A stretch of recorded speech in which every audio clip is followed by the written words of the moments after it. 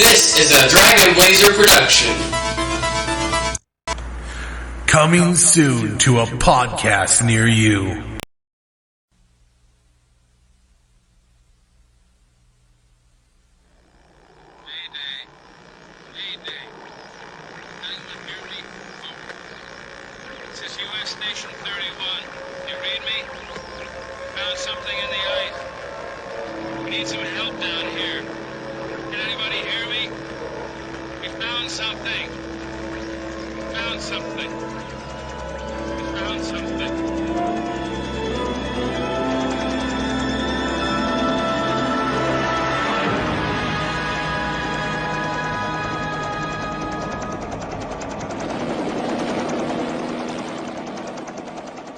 Men have just discovered something. For 100,000 years, it was buried in the snow and ice. Now it has found a place to live. Inside. Where no one can see it, or hear it, or feel it. I know I'm human. Some of you are still human. This thing doesn't want to show itself. It wants to hide inside an imitation. It'll fight if it has to, but it's vulnerable out in the open. If it takes us over, then it has no more enemies. Nobody left to kill it. And then it's won. You guys gonna listen to Gary? He can beat one of those things!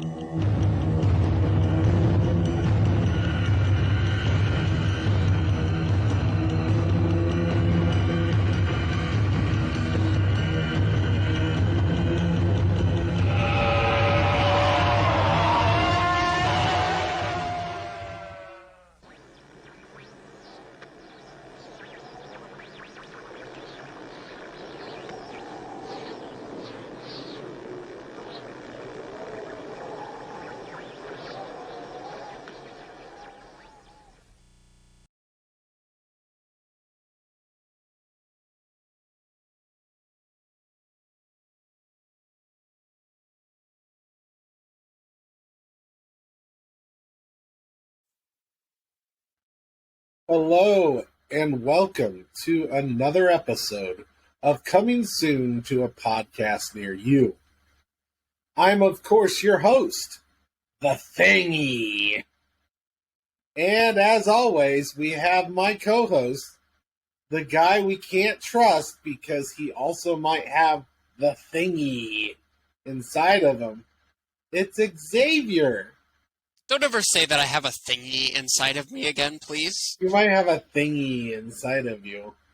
You have no idea how you might have an. You have no idea how weird it is for your dad to tell you you have a thingy inside of you. That is not okay. Anyways, we watched the 1982 movie The Thing. I have a slight idea how weird that might be for you. Yeah, probably. Yeah, I know. Don't do that. That's very weird. So anyways, we watched the 1982 movie, The Thing. There was also like a 1950-something movie, I believe, that of the same title, probably the same premise. I have not watched it. This is the first time I've watched The Thing. And this is our horror movie watch. And also our very first 2023 movie, technically. Because Dumbo was technically the last of the 2022 movies, but because all that got skipped over into like February and all that jazz, so all the scheduling crap is getting weird. But we're uploading to a week, kind of trying, you know. But anyways, though, I kind of like this movie. I didn't feel much of a scary aspect, but then I remembered that it's a horror movie, and I didn't really know there was much of a difference, but apparently there is, according to Mom and Nick, so, What do you mean? What's the difference between what? Horror and scary. This movie wasn't scary for me. This movie was, I mean, it was pretty horrifying, but I didn't feel any real, like, jump scares.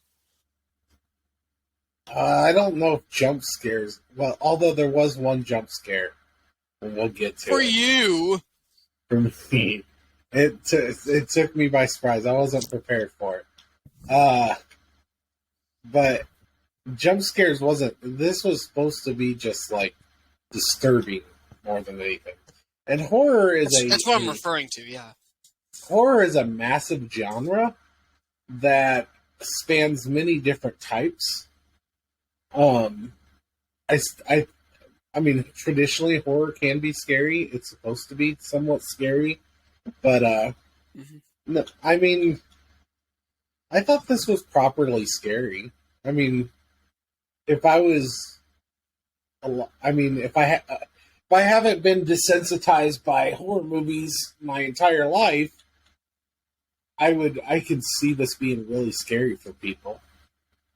Yes, desensitized. That is what I am. I am desensitized but I'm probably desensitized from a lot of different things, though.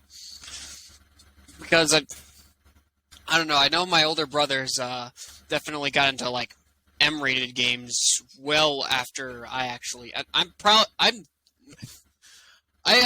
have been trying to get into like that one of my older brothers letted me like a couple of Resident Evil games and said, "Hey, why don't you play this?" And I'm playing it, and I'm kind of enjoying the story, but I am not good at first person shooters.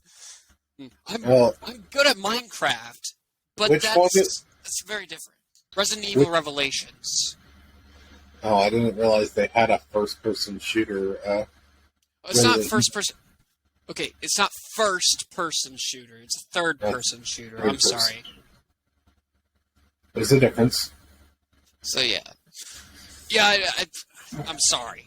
I'm not exactly immersed in too much in like that kind of genre.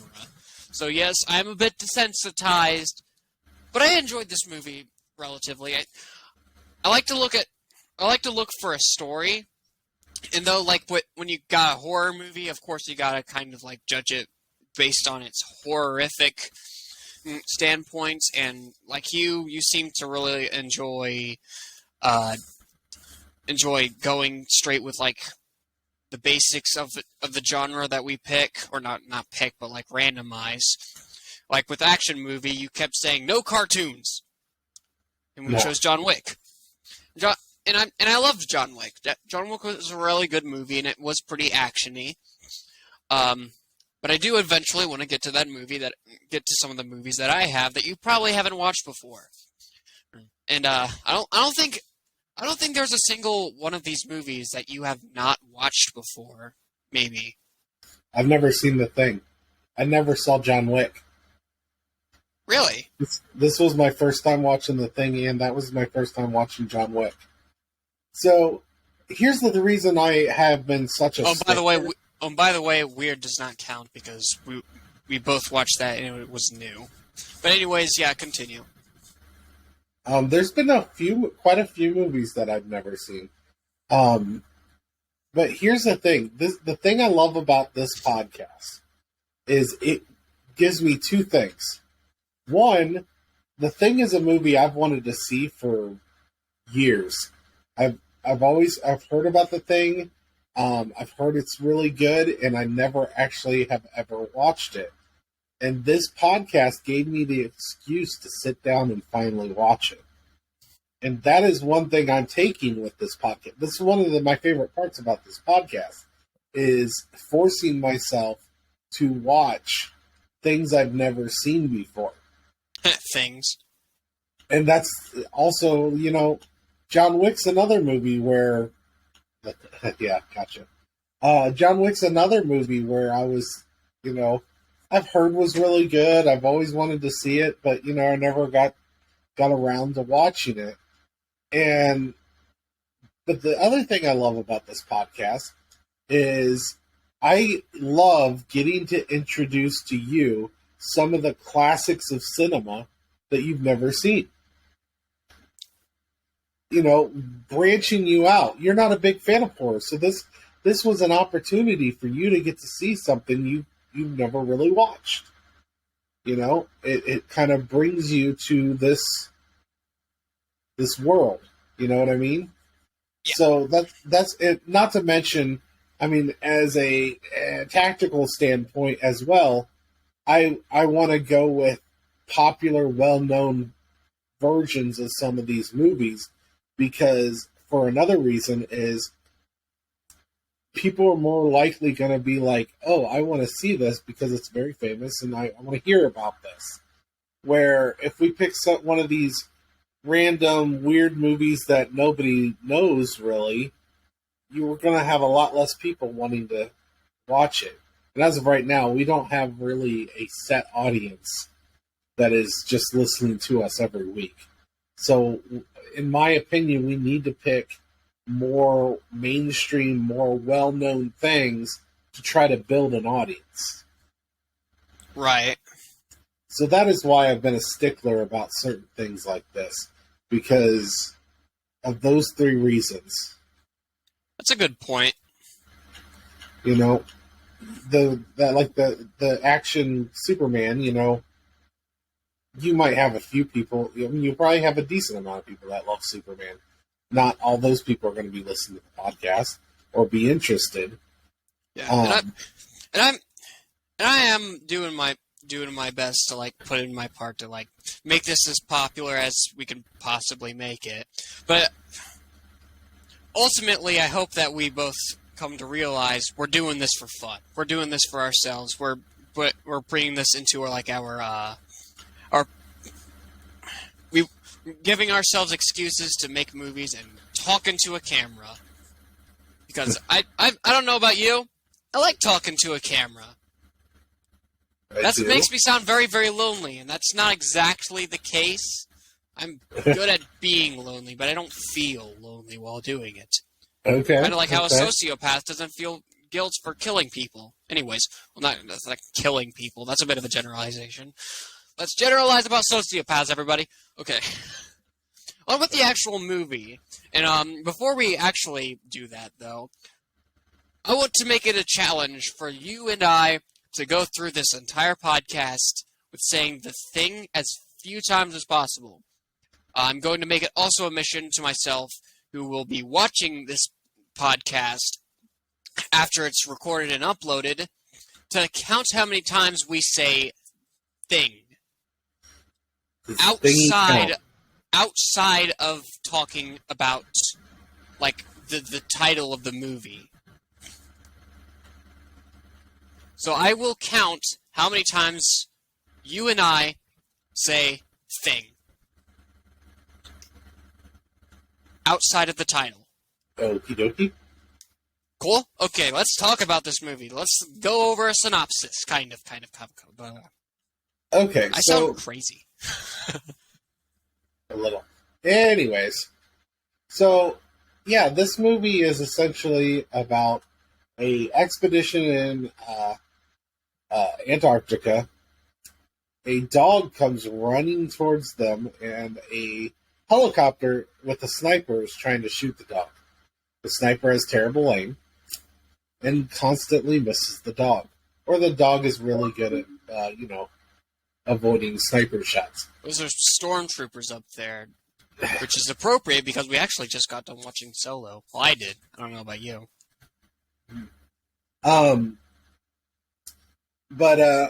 Now, first thing to mention while you're on this subject is, wouldn't you think if somebody is just randomly shooting the dog, maybe there's an issue? Just perhaps there might be an issue. So maybe don't bring the damn dog in with all willy-nilly. Like, to be fair, my first thought wasn't, okay, there's something wrong with the dog. My first thought was, who the hell's in that helicopter? Cruella de Vil? See, my thought, here's the thing. If it was just a hunter just trying to kill a dog, most of those type of people don't have a helicopter to chase it. You had a literal guy in a helicopter trying to chase down a dog and kill it. And you don't think there's an issue? First off, let's say it wasn't a weird-ass alien that woke up from the ice. Maybe that dog's rabid. Maybe that dog just ate or bit someone or, was attacking people. also a reason not to keep the damn dog and let it roam around. So, I like this movie, but damn these people are stupid. Stupid They're people. kind of stupid.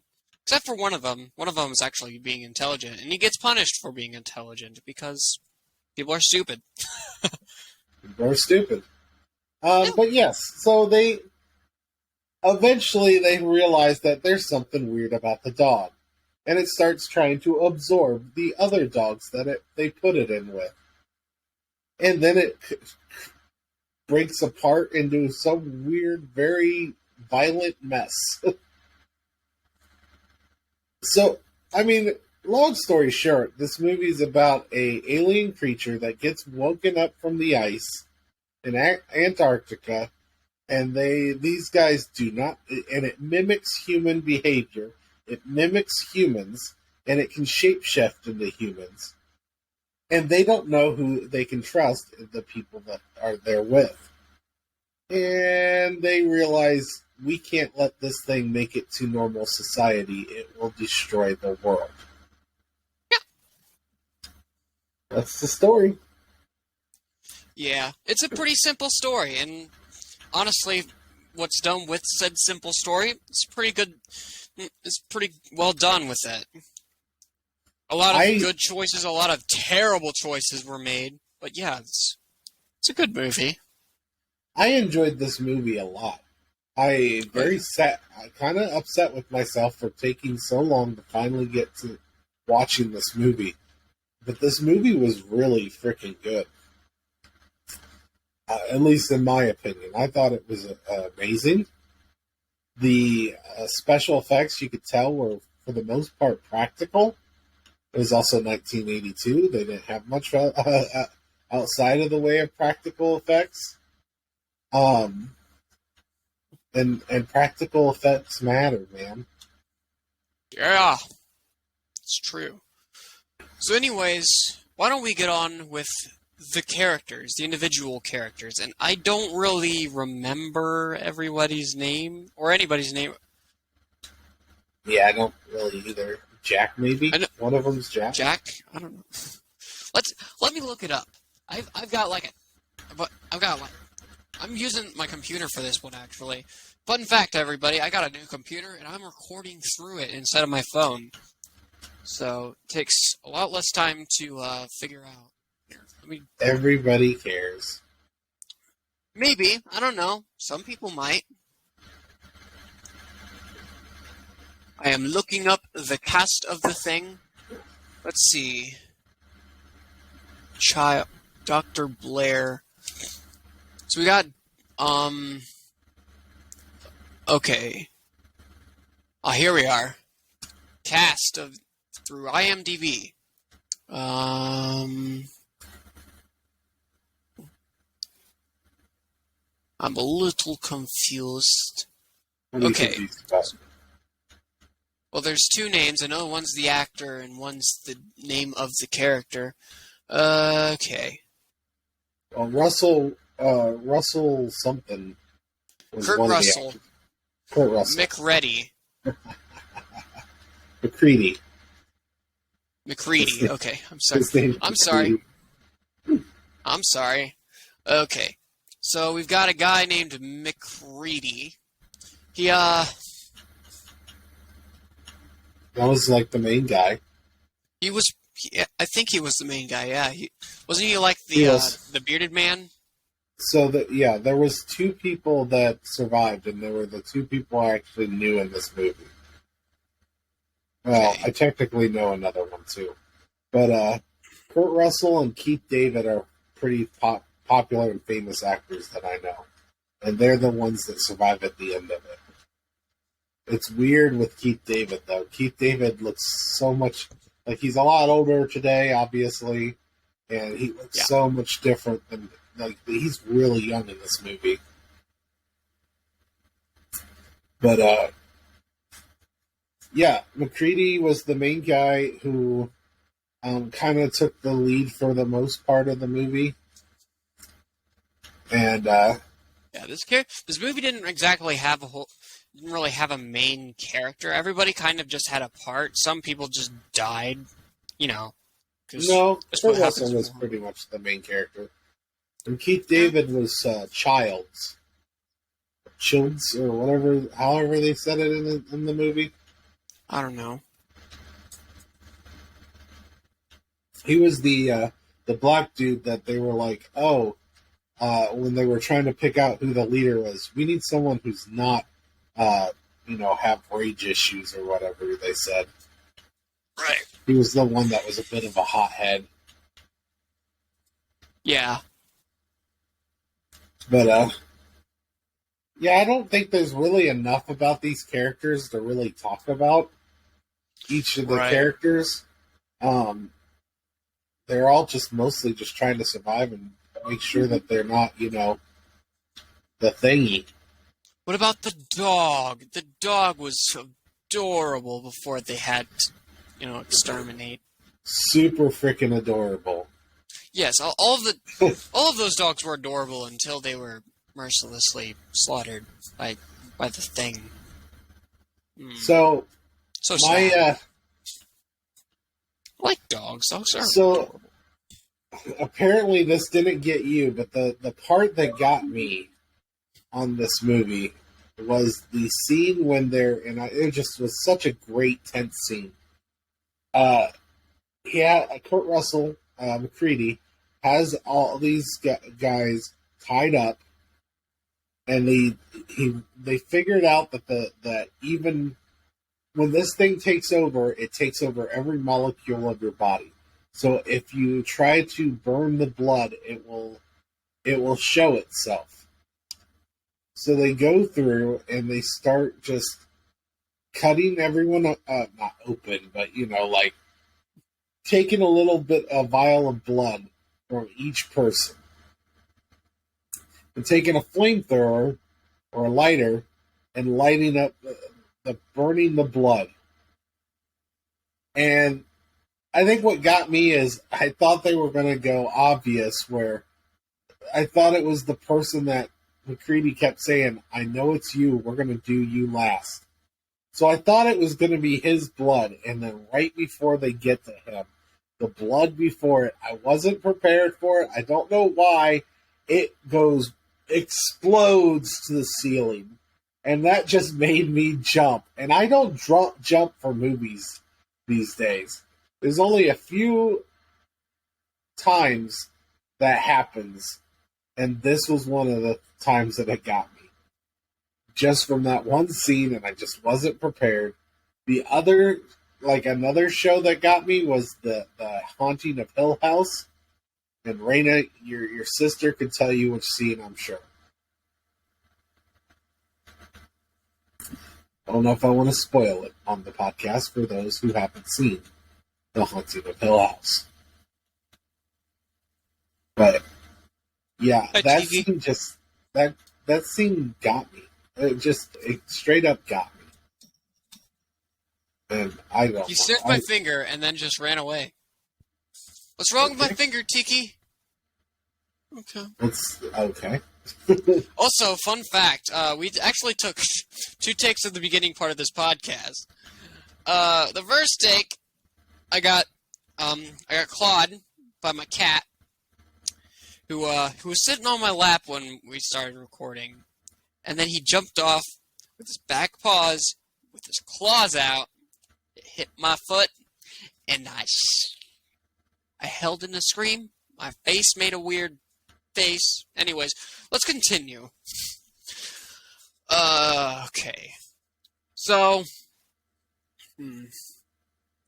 what was your favorite part? Was it? I guess you could say it. There was the horrific part that scared you, but what was your favorite part of the movie? That scene was really intense, and I did enjoy it. I don't know if there's a favorite part, to really go with, but I did really enjoy pretty much any time the thing was on screen. I really enjoyed the weird ass spider head. I thought that was really cool. Yeah. Yeah, it was mostly just I liked a bunch of the scenes.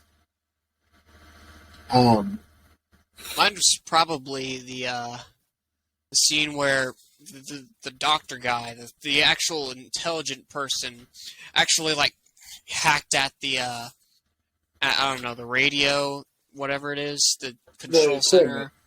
He was The trying equipment. he was trying to keep communication away so they couldn't bring people there. He wanted nobody to be able to find them and pretty much bring the thing to modern society. Because that would have been bad. And so he did kind of cause everybody to be isolated, but he did make the smart choice. He basically, everybody like treated him like he was mad, but like he wasn't. He was acting completely rationally, just screaming while he was doing it. Right. Yeah.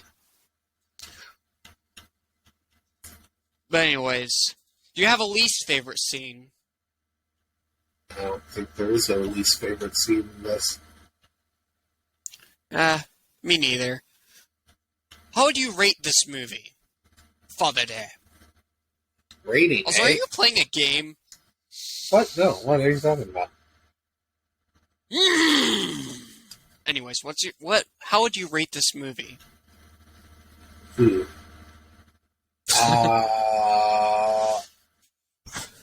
I give it a 9. Give it a 9. I thought it was really good. It's very intense and everything. So yeah, 9. Even if I am desensitized, I'd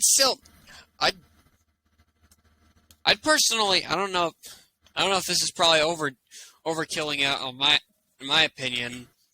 I'm gonna give it a 9.5. Really? You liked it even better than me, huh? I don't know if I want to say better than you, but like, I want to say like I was very impressed with the movie. I don't rate the movies based on like how much I like them. I base them like because like just if I'm bored with the movie, but like it fulfills what it tries to fulfill. Unless what it tries to fulfill is piss people off by being boring and sucky. Which isn't what this movie did, by the way.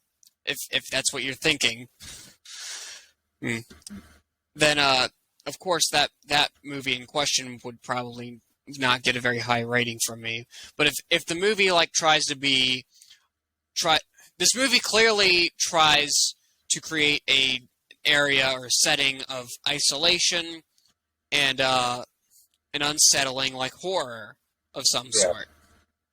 And it accomplishes that extraordinarily well. So I gave it a 9.5. Okay. It was good. And also people say the F word. That's fun. So the F word is fun? The F word is fun! That is the secret, everybody. F is for friends who do stuff together. U is for you and me. N is for anywhere and anytime at all. Down here in the deep blue sea. Anywhere doesn't start with an N. That's true. It's a SpongeBob song. You and me doesn't start with the U either. Why didn't you comment on that? That Anyways. one makes more sense to me. Cool. It doesn't have to make sense. It's SpongeBob. Yeah, that's true. Anyways, Rotten Tomatoes. Right. Rotten Tomatoes. Well, go ahead and give me your picks, and I will start searching. I'll do critics 91 and audience 85. 91 and 85. What about you? I'm kind of agreeing with you. I'm going to go critics 95, audience 78. Okay. And that might be too high on the audience, or the critics. Because I do know that when I was looking at IMDb, they did say that originally the movie got kind of panned for the graphics and everything, so we'll see. It was ahead of its time, in my opinion, even if it was pretty bad. Okay, I was way off on one of these. Critics gave it an 84%. And the audience gave it a 92%. Audience I'm closer on both ends, but not by very much. It's a pretty good start to the year, kind of. All right, you want to hear some negative reviews on this? Sure. Let's see what people think about this movie. Peter Stack from San Francisco Examiner says, this version is so full of the thing that it strangles our imagination and becomes a mere exercise in ugly, mechanical horrifics. Very dumb, very disappointing. Horrifics? That's the point!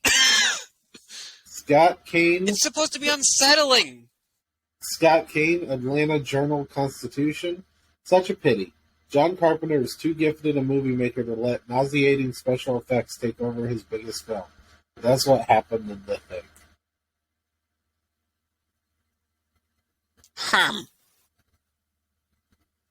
John Larson from Larson on Film says, reading this as a Cold War allegory is doing the movie a very big favor. In reality, this is a film about tentacles and teeth and eyes and orifices and goo goo goo.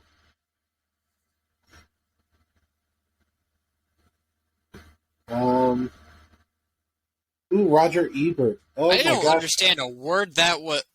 A word that was. Blech. What, you don't understand allegory? That's not what I meant. Never mind. Go continue. Roger Ebert, which is that should be one you might even recognize, right? You ever heard of Ebert? No. Anyways, Roger Ebert also didn't like this movie. He says, because this material has been done before and better, especially in the original Thing and Alien, there's no need to see this version. Wait a minute. I haven't watched the original either, so I don't really have anything to say about it. I thought that was the original. No. There was a 50s. This is a remake of like a 50s movie, I think. Oh. It's why it says on like IMDb The Thing, but it's 1982. The same way that you see like Ghostbusters, but 2018, 2019. I don't remember when the. Well, they also made They also made a thing in the in 2011, which I'm kind of curious about now. I didn't know that either. Yeah, 2011, The Thing. Mary Elizabeth Winstead is in it. She played in a movie that we watched together. She was Ramona at Flowers in Scott Pilgrim vs. the World. Oh, that's neat. Oh, this is based off The Thing from Another World. We just shortened it to The Thing. Okay, that's why I didn't notice it. Huh. Interesting. I'm curious what that one's like, you know? Yeah. Anyways, what's next? I believe Cinemantra? I think? Yeah. Did we miss anything? I'm trying to think of a Cinemantra. Continue. Holy crap, we don't do this as often as we should. Anyways. Alright.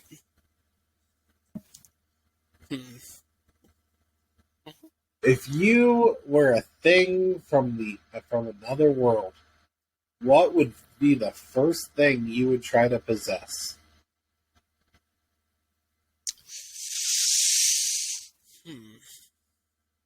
To, jump into society. How would you trick us people? that distinction's important because I was about to say blue-footed booby just to be hilarious. That is a bird. Look it up. It's a bird. Sure it is. Or I could, I don't know, just crawl inside a big tit. Phrasing, but that was kind of the point. Mm-hmm. Alrighty then. So you want childlike wonder, okay?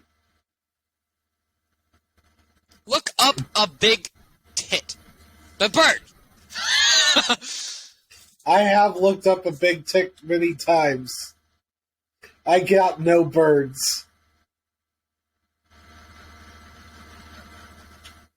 I got some hooters.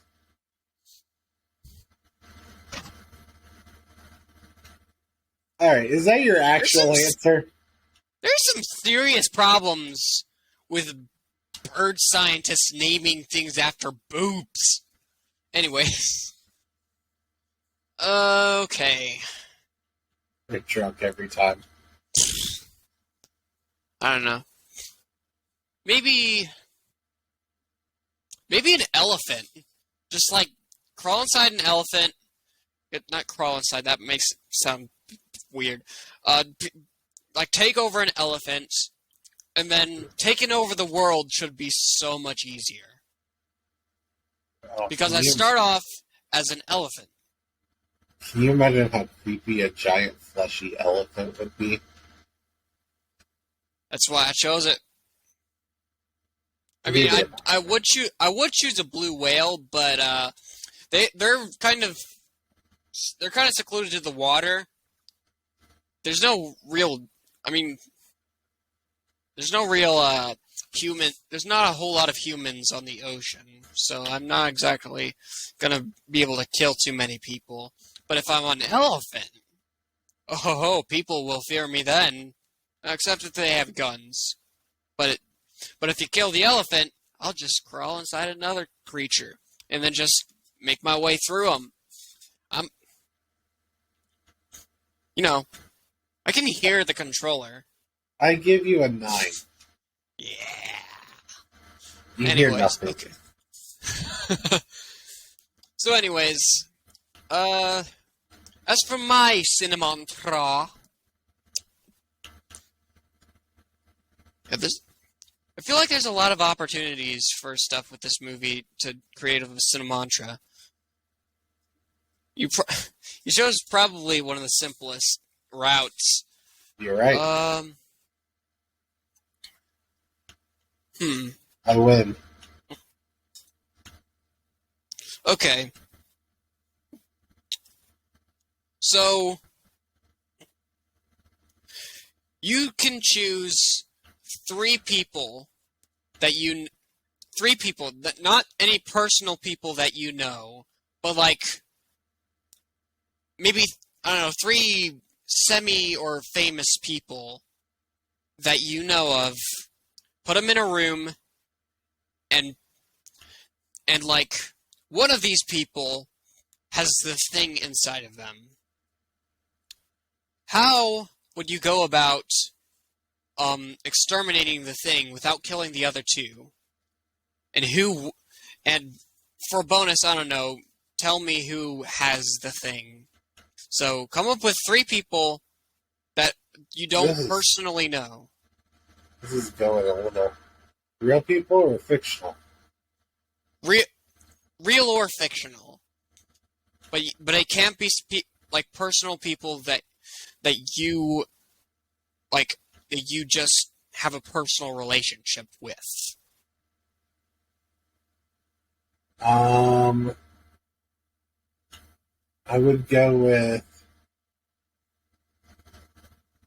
Obi-Wan Kenobi, Yoda, and Anakin Skywalker. Which one of them has the thing? Anakin Skywalker. How would you go about killing him along with the thing without killing Obi-Wan or Yoda? Well, I would have all of them try to use the Force to figure out which one has the thing in them. And so you have 3 of them, so 2 of them should have the same answer. One of them's lying, but they're the ones that would have the thing in them. And then I would have them use their giant burning blades to burn the crap out of the thing and just kill Anakin Skywalker. He should have died a long time ago like this. He's a psycho. I'll give you a 10. That is, that was admirably done well, I guess. But yeah, I'll give you a 10 for that. Now then, is there anything left to say about the thing? The thingy. The thingy. Just that this was a really good movie, and I like the practical effects.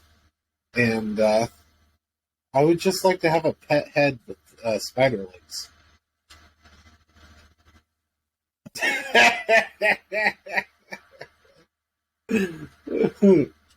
Your look was like, what?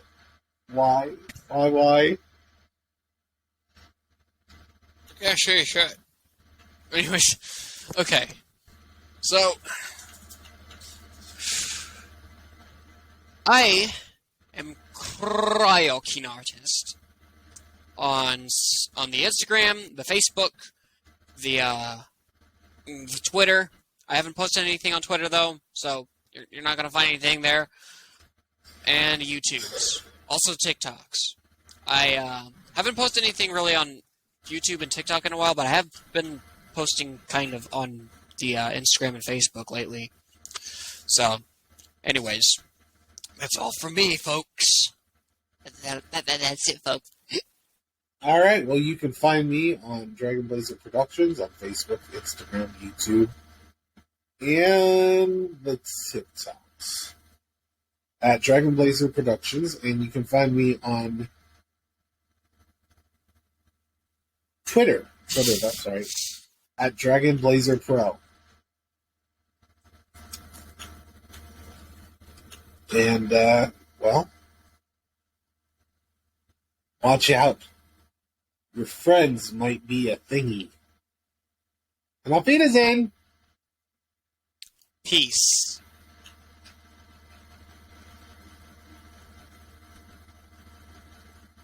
Hello once again.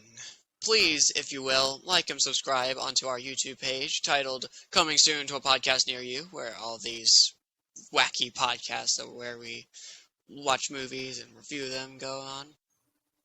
I hope you all have a wonderful day. Peace.